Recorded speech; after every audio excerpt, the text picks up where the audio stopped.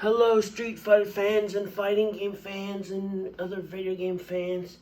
I'm a trans lady with Tourette's, autism, and OCD, and my name is Patty Locke.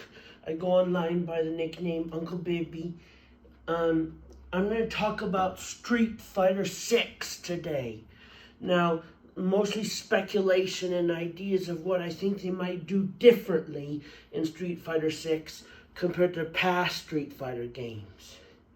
So first of all, you know how in Street Fighter 3, when you press medium punch and medium kick at the same time, you do a little overhead.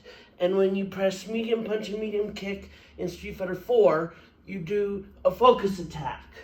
And when you press medium punch and medium kick in Street Fighter 5, you do a V skill. Well, I was thinking, what is medium punch and medium kick gonna do in Street Fighter 6?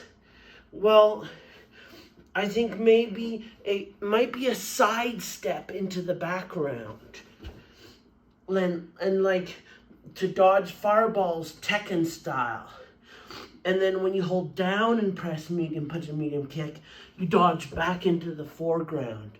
And it'll be like the game will have full 3D arenas, but you'll only be able to access the third dimension through these little side steps on the medium buttons. And you know, you can keep going in one direction or you can keep going in the other direction. Another idea I think I had for what they might do with the medium punch and medium kick buttons in Street Fighter 6 is they might just do something like reuse V skill 1 in Street Fighter 5, like just a little auto parry, just a little parry stance with like 2 frames of startup or something and a whole bunch of frames of recovery. Because that makes parries easy, makes them obvious and clear, unlike how they are in Street Fighter 3. In Street Fighter 3, they work well, but they're not obvious to the beginners. And I like how they are in Street Fighter 5. Another thing I was thinking about is, you know how reuse V skill 2 in Street Fighter 5? It's like he moves forward with a little elbow thing. He goes like this, but it parries. It's defensive and offensive at the same time. It parries as he's moving forward. I think something like that might be what they give every character. Like on the medium punch and medium kick buttons. Like maybe Zangief will go like this. And it'll parry when he's at the jumping part. You know, like kind of like a focus attack, but parrying instead of absorbing via super armor. Another idea I had is maybe they'll just bring back focus attacks. Because, you know, I was playing Zangief in Street Fighter 5, and his V skill 2 is pretty much just a focus attack. It's like the super kick. It's pretty much just a focus attack, and it's great. It's my favorite V skill in the game, pretty much. Another thing I was thinking is, one thing that's really hard to teach to beginners in fighting games is to walk and block. Like when someone's throwing fireballs and you don't want to jump over them because they'll anti-air you, and you just walk and hold down back, walk and down back, walk and down back. So what if they did a thing to do that for you? Like a walking forward and blocking at the same time thing.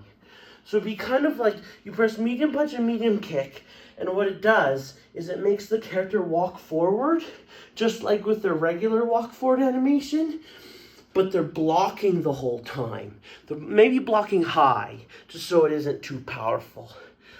And, or low, I don't know which one is less powerful. But anyways, then you could like walk through fireball pressure and get close to the opponent. That would be cool. Another thing I was thinking they were going to do in Street Fighter 6 is, what about individual body part health and body part weakness? I was playing UFC 4, and in UFC 4, when you have your regular health bar, and that's on screen all the time, and it just shows that. But then when you get hit really hard in a particular body part, it shows that body part's health bar for a second. Like if you get hit in the head really hard, your character will be wobbling, of course, but it'll show on the right side if you're a player 2. It'll show head, and then a little health bar that's like half full and is slowly regaining, and saying, block your head for a second, you're recovering. Wait a second. And it's really cool because if you don't, and you get hit in the head again, you're out. You lose the round. You're dead. And it's really cool. And it's like and I think maybe they'll do that in Street Fighter 6 because they are focusing on realism. So maybe they'll do that. And, realism and a kind of hip-hop, urban, cool flavor a little bit with Luke and the background music and the teaser trailer. Another thing I think they might do is a physics engine. Like, you know how in UFC games and wrestling games, if two guys jump at each other, but they don't do an attack, they'll just kind of go, like,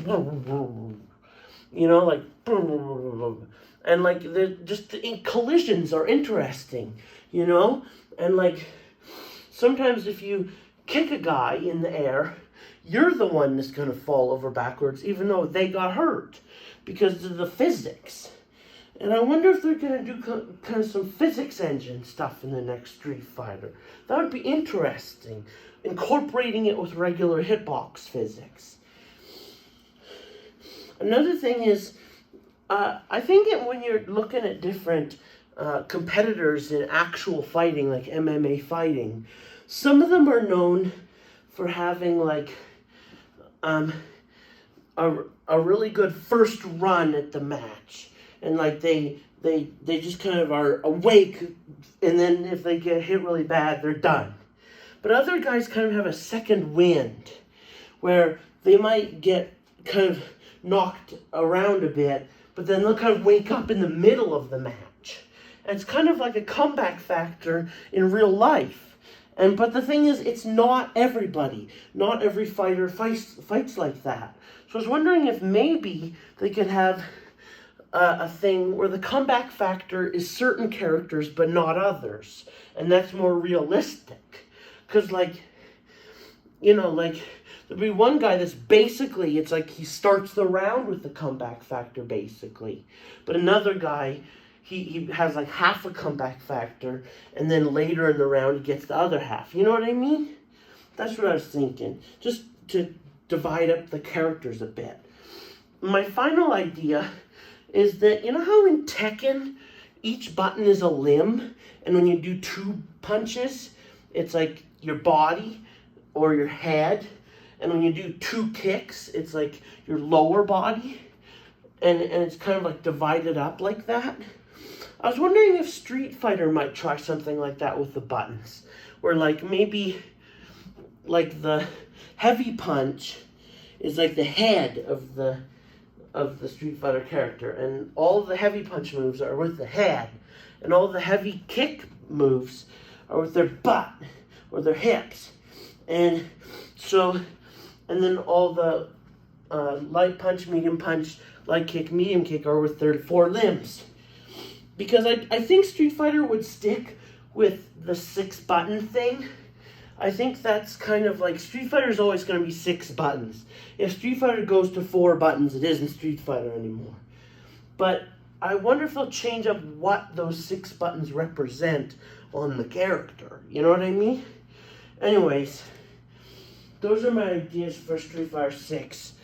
And I don't know what they're going to do with Street Fighter 6. They haven't shown off anything except for a teaser trailer that showed Ryu being old and like tough, and Luke being kind of like the same but different, and there's a bit of hip-hop flair, and there's a bit of realism, and it kind of seemed like they were in an arena or some kind of UFC area, and that was it. And I don't know what to make of that. So this is just what I've been thinking gameplay-wise, what they might change. If you have any ideas, leave them in the comments. And thank you for watching all this way. Bye-bye.